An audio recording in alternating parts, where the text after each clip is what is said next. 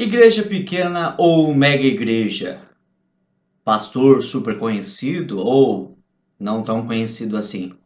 Será que faz alguma diferença para o crescimento da comunidade? When I look at the Bible, I don't know what you see, but I go, man, that's a beautiful picture. That's what I see about the church.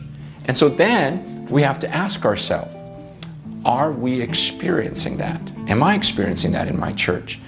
And I don't know what you go through or where you attend church, but in my experiences, in the churches I've observed and been a part of, it's rare when I see family. Francis Chan é um pastor mundialmente conhecido, isso porque ele escreveu um livro aí fantástico chamado Louco Amor. Se você não leu esse livro, conhece com certeza alguém que leu e vai falar para você que esse livro é extraordinário. Mas não é desse livro que nós vamos falar aqui hoje não. Vamos falar de um livro chamado Cartas à Igreja, que eu não estou com ele na mão porque é um daqueles livros que eu tive, que eu li e eu não tenho mais. A gente acaba aí perdendo, não sabemos para onde. Mas essas coisas acontecem, né? A maioria das vezes porque a gente empresta para alguém e esse alguém acaba se esquecendo de devolver. Eu não tô falando com você não, Diogo. Eu tô falando aqui no geral mesmo. Você viu açaí? Tô com açaízinho aqui. Você não se incomoda de comer não, né? Tá quente hoje aqui, cara. Tá quente mesmo. E neste livro, ele vai contar a sua experiência aí como pastor mundialmente conhecido e as coisas ruins que acabaram acarretando por causa dessa fama dele. Ele acabou tendo um crescimento da membresia da igreja extraordinário. Muitas pessoas acabou indo lá congregar lá na igreja dele, bombou de gente mesmo. Não por causa do evangelho, mas por causa dele, que ele ficou famoso. As pessoas achou legal, nossa, aquele cara dele fala bem, ele prega de camiseta, meu. O cara é da hora. E aí o pessoal foi lá na igreja dele lá pra assisti-lo pregando. E aí ele conta a experiência de que ele acabou percebendo isso. E ele percebeu que nos dias quando ele não ia pregar, quando era outra pessoa que estava escalada aí para ministrar, não ia tanta gente assim. Ele percebeu que o povo estava indo atrás dele mesmo. E quando ele tentou discipular essas pessoas, discipular esse povo, colocar esse povo para trabalhar, para fazer alguma coisa em prol do reino, essas pessoas não estavam tão dispostas assim para trabalhar, para fazer alguma coisa não. Às vezes estavam lá, indo para lá para assistir o culto mesmo.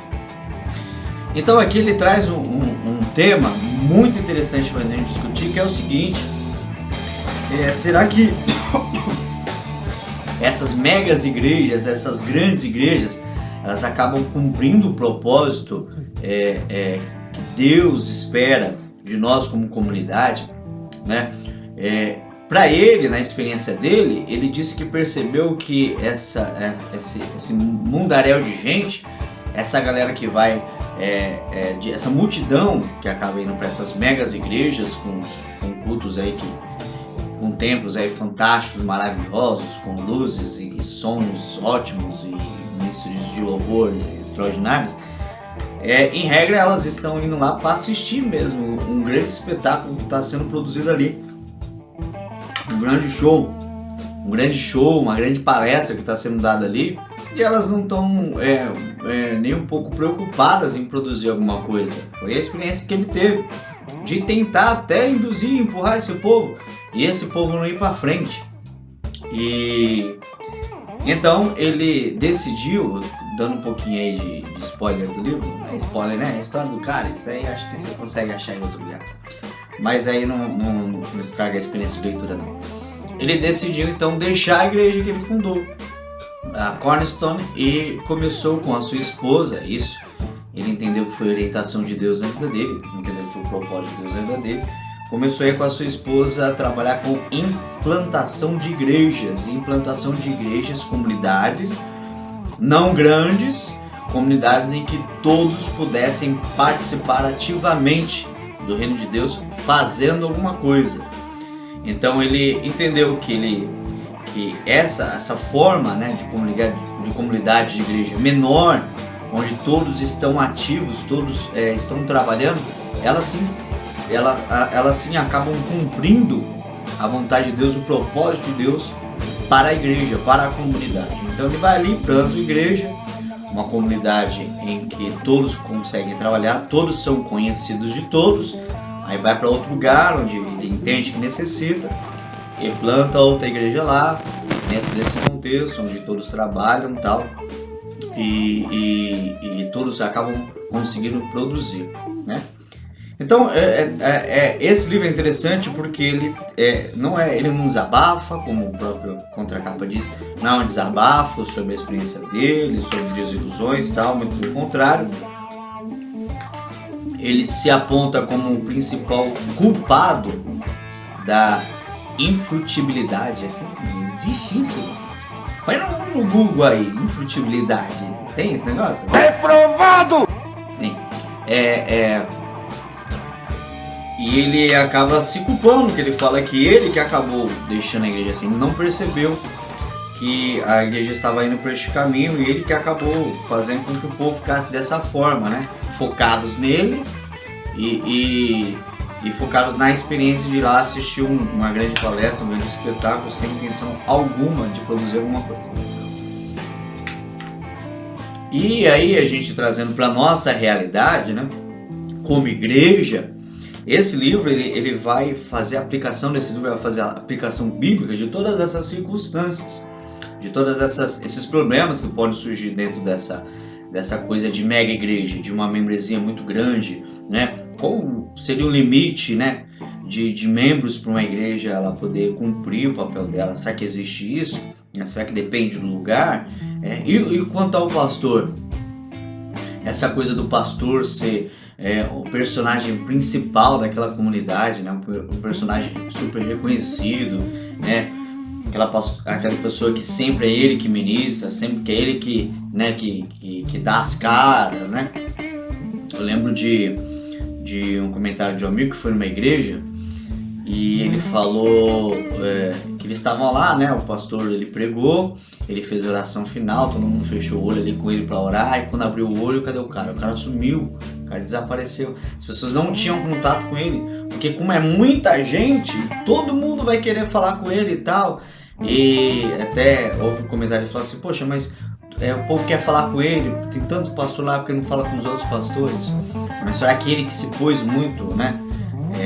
Se expôs demais? Será que ele acabou focando muito nele e por isso que as pessoas são assim? Existem igrejas que a logomarca da igreja é acompanhada pela foto do pastor, do líder de lá. Será que esse foco é bom? É bom. É bom para quem? É bom para ele? Ou é bom para a comunidade? Ou ajuda a comunidade em alguma coisa, esse foco nesta figura, neste pastor? Ou como a gente vê aqui em muitas igrejas do Brasil, em que tem vários pastores, mas todo mundo fala igual, todo mundo fala idêntico, todo mundo gesticula igual, todo mundo brinca igual, todo mundo, meus irmãos, todo mundo acaba falando da mesma forma, agindo da mesma forma. Será que isso é bom? Meu amigo, você que está ouvindo aí de casa, será que isso ajuda a comunidade em alguma coisa? É uma pergunta que a gente tem que se fazer, não é mesmo? Porque eles precisam ter um modelo, eles precisam ter um exemplo, né? Será que a gente tem um limite de modelo de exemplo para que as pessoas não foquem demais nesse cara e esquecem de viver como comunidade, esquecem que elas têm que produzir, elas têm que ministrar, elas têm que pregar, elas têm que evangelizar, elas têm que discipular e o negócio não está focado naquele ser humano lá? E congregar, ser membro, não é ir para a igreja, assistir um culto nossa, que mensagem maravilhosa, ir embora para casa e não se relacionar com as pessoas, não conhecer as necessidades das pessoas, né? Não conhecer os problemas das pessoas. E que eu falo de problema, não estou falando de fofoca, não, estou falando de conhecer o problema, por estar presente, né? Por comungar com aquele ser humano, né? E fazer parte da vida dele, a ponto de se preocupar em ajudar ele, né? Deixa eu comer uma açaí aqui. Eu gosto de açaí, eu gosto de açaí com granola. Mas eu não achei a granola, minha esposa não está em casa para falar onde está. Sem minha esposa aqui, eu não sei onde está as coisas. Então eu tô comendo puro mesmo, açaí é top.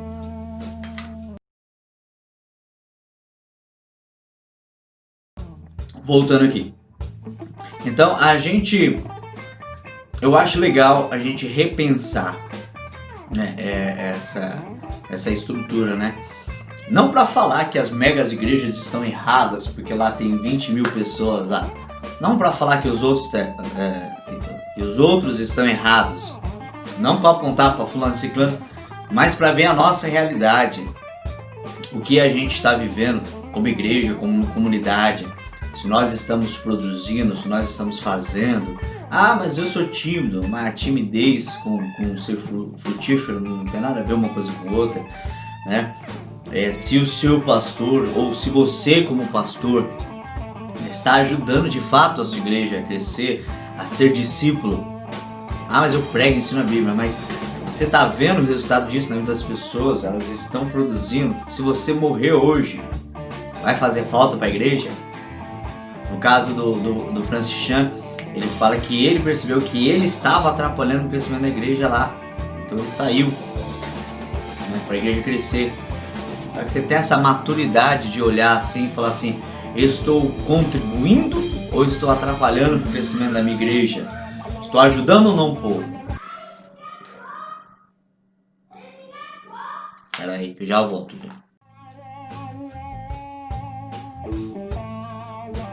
Pronto, a criança se engasgou, mas passa bem. Então é isso, tem essa maturidade aí de pensar nisso, se você está contribuindo ou não com o povo, porque se você falecer, morreu, foi para o Senhor. Você não pode deixar uma igreja aleijada, uma igreja que vai ficar olhar um pro lado, outro pro outro, foi agora, a gente faz o quê? O homem morreu, o homem morreu, o homem morreu, e agora o que a gente faz? Né? Não pode deixar essa igreja assim, né? Então, compra esse livro, leia ele, veja a experiência do pastor Francis Chan, veja o que ele conta, a aplicação bíblica que ele faz, né? Medite aí na sua realidade como igreja, na sua realidade como membro, na sua realidade como pastor, como líder, se realmente está cumprindo aquilo que a Bíblia espera de nós nessas situações, tá bom? Deus abençoe, viu? Até a próxima. Vamos lá, segue.